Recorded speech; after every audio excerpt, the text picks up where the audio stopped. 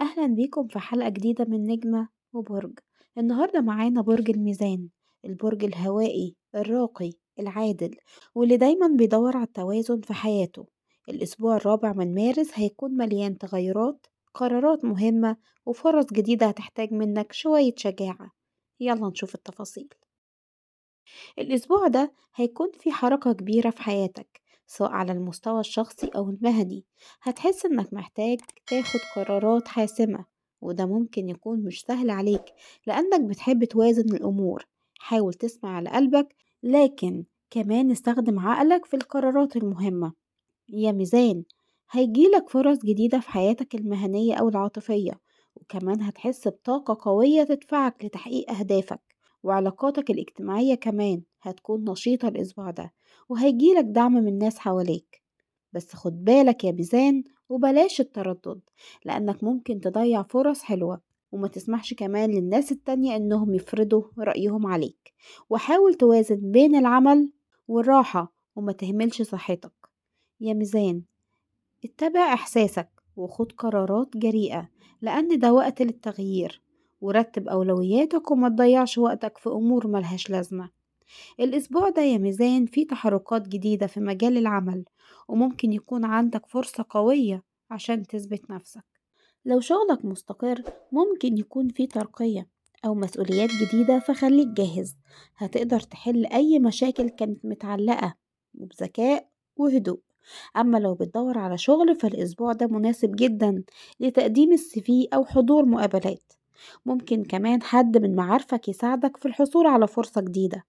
أما بالنسبة لوضعك المالي فهو كويس، لكن محتاج منك تخطيط أكتر. بلاش تصرف فلوسك على حاجات مش ضرورية.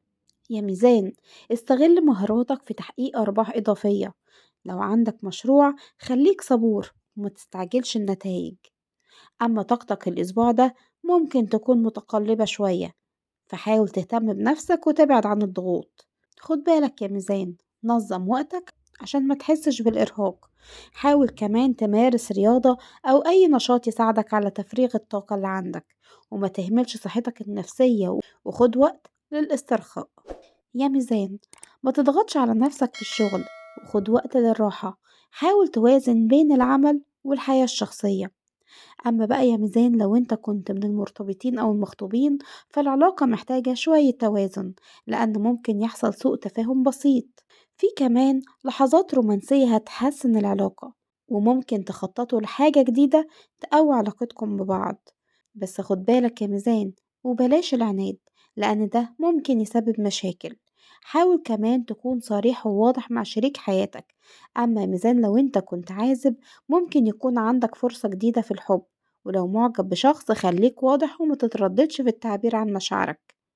يا ميزان، الحب محتاج توازن، فحاول تهتم بعلاقتك وما تنشغلش عنها. وخليك منفتح على الفرص الجديدة وما تخافش من التجربة. الأسبوع الرابع يا ميزان من مارس هيكون مليان فرص، لكن التردد ممكن يخليك تفوت حاجات مهمة. فخليك جريء وخد قراراتك بثقة، وما تسيبش حد يحدد لك طريقك. لو الحلقة عجبتك ما تنساش تشاركها مع أصحابك الميزان، وسيبلي تعليق برأيك، أو لو عندك أي سؤال وأنا هرد عليك.